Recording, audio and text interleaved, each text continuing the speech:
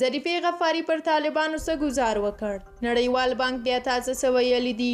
ذبیح الله مجاهد په ایران کې افغان کډوالو په اړه څه وویل؟ دا او ډېر نور مهم خبرونه در سره شریکوم، نو ضرور ویډیو تر اخره وګورئ. لومړی دا چې ظریفې غفاري پر طالبانو د بندیزونو غوښتنه کړې ده. خبریال ویبپاڼې ته هغه اسنادونه په لاس ورغلي دي چې پکې د ښځو د حقونو فعالې ظریفه غفاري له نړیوالې ټولنې څخه غوښتي دي چې پر طالبانو بندیزونه ولګوي. ظریفې غفاري د بندیزونو غوښتنه په یوه لیک کې کړې ده. په یاد لیک کې لیکلي دي چې د هغو میلیونونو افغان نجونو او ښځو په استازولۍ غوښتنه کوي چې خپل ژوند په تیارو او بدبختیو کې تیروي. ښاغلې غفاري د افغان نجونو ښوونځیو تړل کېدو ته په اشارې لیکلي دي. د یوې میاشتې راهیسې د افغانو نجونو منځنیو او لوړو ټولګیو زده کړې د طالبانو له لورې درول شوې دي او اوس نجونې هره شپه په دې هیله ویده کېږي چې سهار به ښوونځیو ته ولاړې شي، خو هر سهار د مایوسۍ اوښکې تویوي. په وروستیو کې ملګرو ملتونو، اروپایي ټولنې او ځینو نورو نړیوالو ټولنو له لورې په افغانستان کې د نجونو زده کړو په وړاندې د طالبانو دریځ وغنده. ښاغلې غفاري هم دغو غندنو ته په اشارې لیکلي دي چې نور د اعلامیې په خپرولو وخت تېر دی او له دې وروسته باید د طالبانو په وړاندې عملي قدمونه واخیستل شي.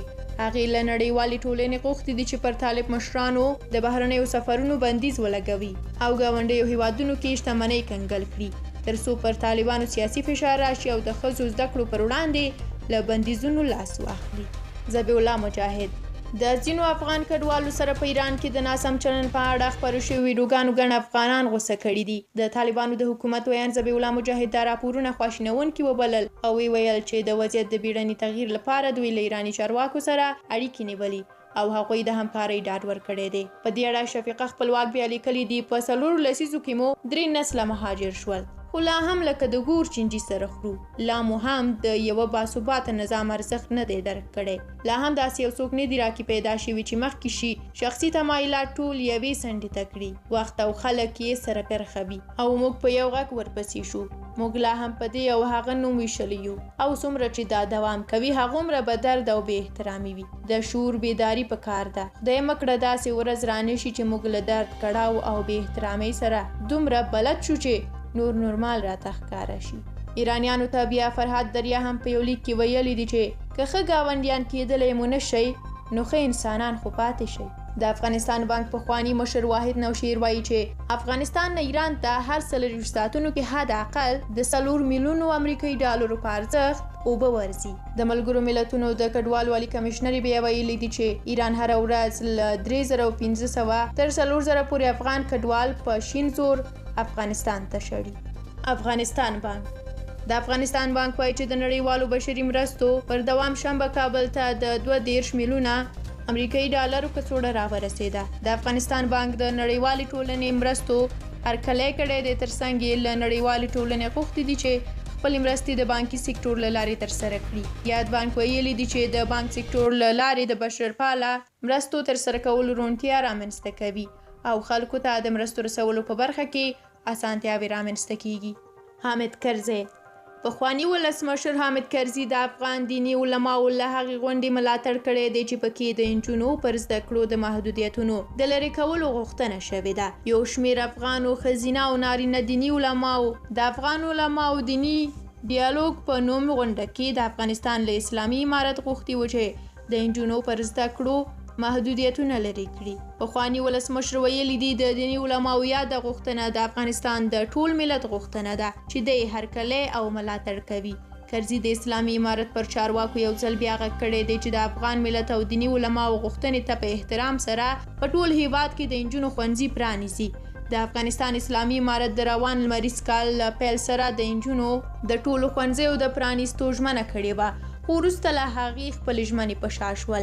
د پوهنې وزارت چارواکي وایي چې د نجونو د ښوونځیو د پرانیستلو لپاره د خپل مشرتابه امر ته په تمه دي. نصیر احمد احمدي د شفیع اعظم دا پوسټ په خپله فیسبوک پاڼه باندې نشر کړی دی او بیا یې ورسره لیکلي دي چې دا دوه مخی خیاط که څه هم په دې نه ارزي چې بحث پرې وکړو، خو ته یې دا منافقت چاپلوسۍ او سپیتانه وګوره چې دی په څومره هنر لګیا دی او په څومره بې وجدانۍ پرتوګونه ګنډي. پاکستان په هلمند کې یو کلی 2 ځایه کوه، اغیزنتاري یې پر شکاوه.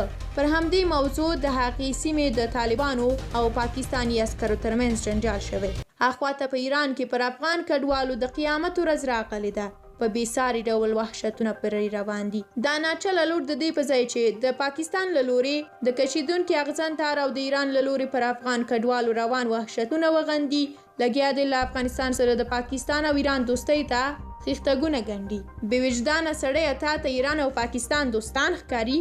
دغه خلک چې په جمهوریت کې نه چلیدل ایکسپایر ول اوس په امارت کې چوکۍ لري او یوې شرمېدلې خیاطۍ ته یې مټې رانغښتې دي.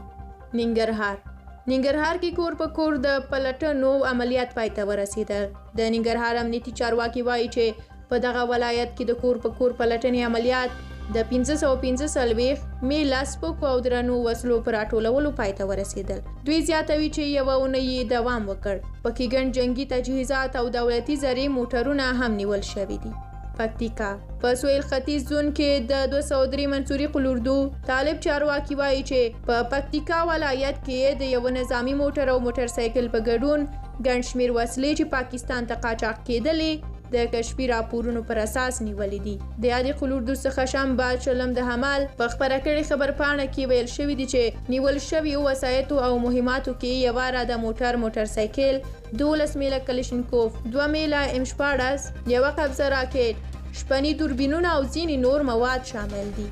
خبرپاڼې په دې تړاو د کوم کس د نیولو کېدو خبر نه دی ورکړی. دا بیا په داسې حال کې ده چې له دې وړاندې د سویل ختیځ زون په خوست او پکتیا ولایتونو کې هم ځینې وسلې پاکستان ته د قاچاق پر مهال نیول شوې وي. خلک دا ډول پیښو اندېښمن کړي او د طالبانو له امنیتي مسؤلینو غوښتنه کوي چې د وسلو د قاچاق مخه دې ونیسي. خو طالبان بیا چې کله د وسلو د قاچاق عاملین ونیسي نو میډیا ته نه ښکاره کوي. ګڼ شمېر خلک بیا په دې باور دي چې دغه قاچاق کوونکي ټول د طالبانو خپل کسان دي او ځکه یې د رسنیو پر مخ نه راوړي. سعودي عربستان د سعودي د اطلاعاتو او فرهنګ وزیر شهزاده بدر بن عبدالله بن فرحان د شاهرخ خان په کور په توپ له هندي فلمي ستورو سره مخامخ کړی دی. فاریاب کې د میرانو کلي کې د سمرګلي په نوم یوې نجلۍ د ناسکه مور د ظلمونو د لاسه ځان وژنه کړې ده. عراق 103 کلن مخلف فرهود المنصوري خپلې دویمې مرورې شوې میرمنې ته د زور ښودلو لپاره درېیمه ښځه وکړه. د نوموړي درېیمه میرمن 30 کلنه ده او دویمه ترې پلار کره تللې ده. د واده په انځور کې ورسره لمسی او کړوسي ولاړ دي. او د نړۍ تر ټولو مهربانه میلیاردره میکنزي سکاټ د میلیاردر جیف بیزوس پخوانۍ میرمن او د میرمنو په لیست کې د نړۍ 4مه میلیاردره ده. هغې له 2019 راهیسې خپله 12 میلیارده ډالر سرمایه صدقه او خیرات کې د خیریه کارونو لپاره مصرف کړي. فوربس مجلې هغه د نړۍ تر ټولو پیاوړې ښځه حساب کړي او د په دومره چټکۍ د خپلې سرمایې په خیراتولو نړۍ حیرانه کړې ده. اوس ورسره 3.8 میلیارده سرمایه پاتې ده. اوس نو په پای کې هم دا خبر واورئ د افغانستان د اسلامي امارت د کابینې اقتصادي کمیسیون د هرات په غوریان ولسوالۍ کې د اوسپنې او د غور په تولک ولسوالۍ کې د سربوکان د اکتشاف او استخراج د قرارداد اجازه ورکړې ده. د اقتصادي کمیسیون ناسته کې چې د ریاست الوزرا د اقتصادي مرستیال ملا عبدالغني برادر په مشرۍ ترسره شوې د قانون او پټرولیم اقتصاد او سوداګرۍ وزیرانو په ګډون یو شمېر نورو چارواکو هم برخه اخیستې وه. په ناسته کې اړوندو وزارتونو او ادارو ته سپارښتنه شوې ده چې د تولیدي فابریکو او شرکتونو ستونزو ته دې په وخت رسیدګۍ او په حل کې دې جدي مرسته وشي. همداراز د قانون او پټرولیم وزارت ته دنده سپارل شوې ده چې د هیواد د مالګې کانونه د مالګې د تولید او تصفیوي داخلي شرکتونو ته په قرارداد ورکړي. له تاسو ټولو ډېره مننه کوم چې ویډیو مو تر اخره ولیدله. سوله افغان یوټیوب چینل مو سبسکرایب کړی دی. ویډیوګانې لایک کوئ. هغو لیدونکو چې تر اوسه نه دی سبسکرایب یې کړئ تر څو زموږ راتلونکي ویډیوګانې له لاسه ورنه کړئ. تر بیا او بلې ویډیو د خدای په امان ښه وخت ولرئ.